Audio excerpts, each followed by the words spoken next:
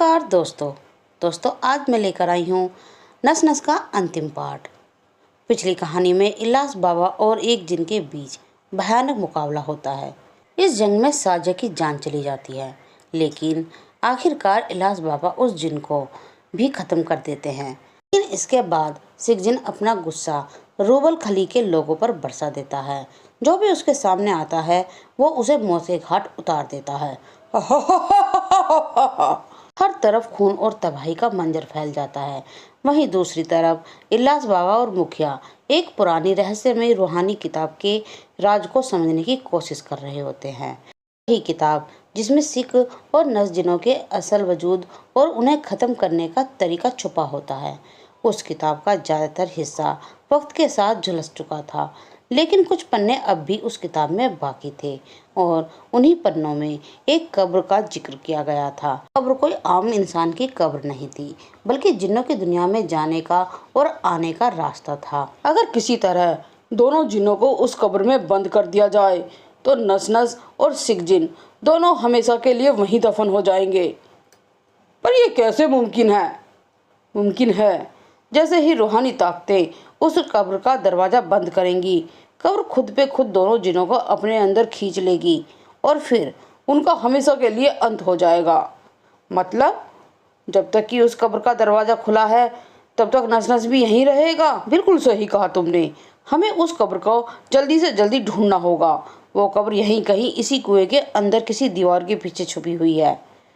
ठीक है, आप इस तरफ देखिए, मैं उस तरफ देखता हूँ। मुखिया और बाबा एक छुपे हुए रास्ते की तलाश में लग जाते हैं और फिर दोनों अलग अलग दिशाओं में जाकर कुएं की दीवार को छूकर खोखली जगह का अंदाजा लगाते हैं। तभी अचानक मुखिया के हाथ से दीवार की एक ईंट धीरे से अंदर खिसक जाती है और तभी एक रहस्यमय दरवाजा घुटन भरी भयानक आवाज के साथ धीरे धीरे खुलने लगता है। बाबा, लगता है यह वही दरवाज़ा है। हाँ, ये वही दरवाज़ा है जो इंसानों की दुनिया को जिन्नों की दुनिया से जोड़ता है। आगे बढ़ने से पहले हमें अब हर कदम पर इनायत एहतियात बरतनी होगी। बाबा, क्या हम सच में अंदर जा रहे हैं? यहाँ तो मौत पक्की है। इन उबलते हुए शोलों को पार करना मेरी बस की बात नहीं है बाबा। अब पीछे हटने का वक्त नहीं है मुखिया। हमें हर हालत में आगे बढ़ना ही होगा, वरना वो शैतान तुम्हारे साथ साथ पूरे कबीले को भी ख़त्म कर देगा। मुझे माफ़ कर दीजिए बाबा।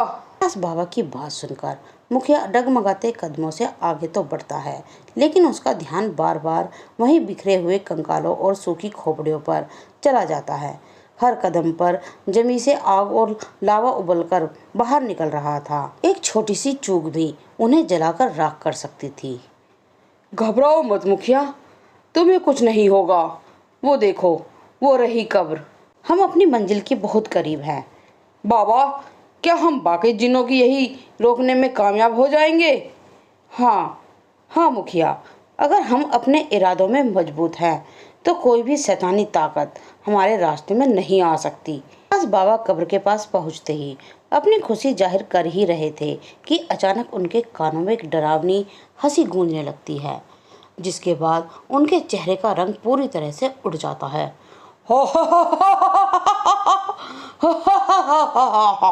बाबा ने पीछे पलटकर देखा तो नस नस वहाँ मौजूद था। उसके हाथ में मौलवी का कटा हुआ सिर था जो खून से भीगा हुआ था। इसने मौलवी साहब को भी मार डाला बाबा?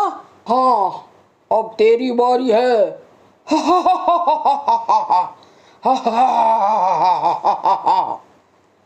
नस नस मौलवी का सिर तेजी से मुखिया की तरफ फेंकता है और वो सिर सीधा जाकर मुखिया के मुंह पर लगता है।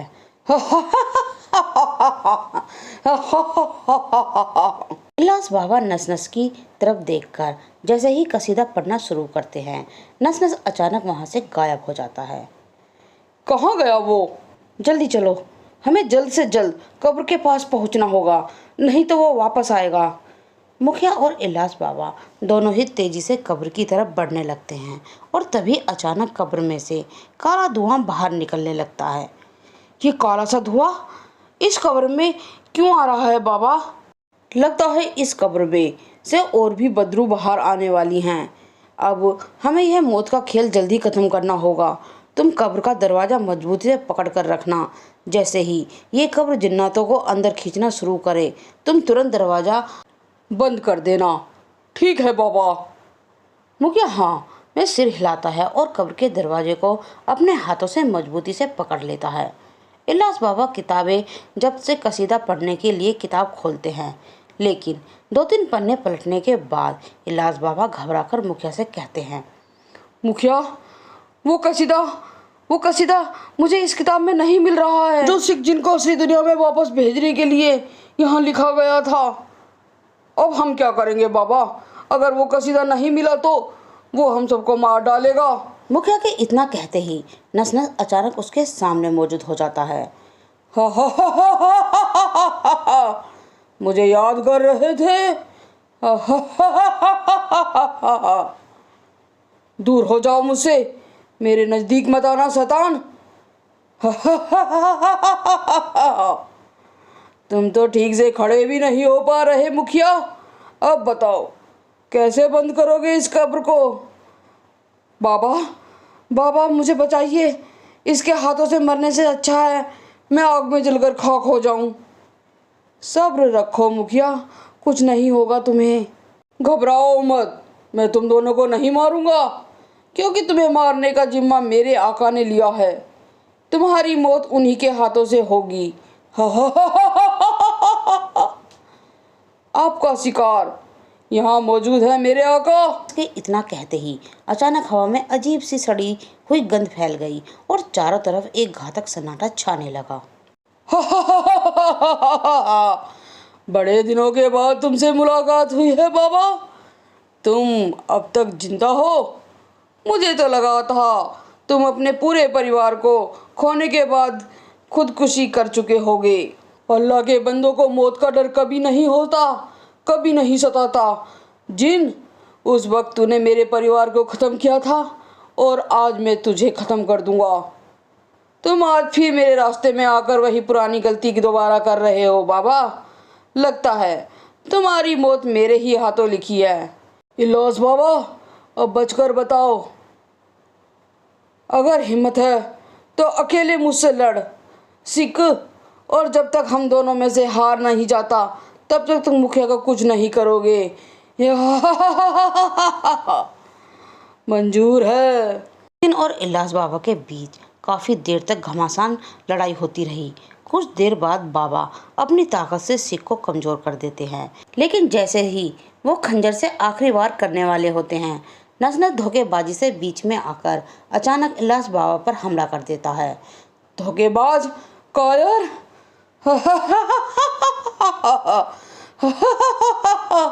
बहुत खूब मेरे बेटे। बाबा इलियास बाबा, उठो, अब कुछ नहीं हो सकता। आप ही कबीले के लोगों की आखिरी उम्मीद हो बाबा।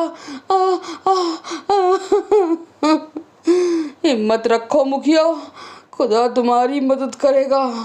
अल्लाह हाफिज। नहीं बाबा, नहीं। मुखिया रोते हुए डरी हुई नज़रों से नस की तरफ देख रहा था। उसकी सांसें तेज हो चुकी थी, क्योंकि अब इलियास बाबा भी उसका साथ छोड़कर जा चुके थे। मुखिया बता, कैसे मरना पसंद करेगा तू?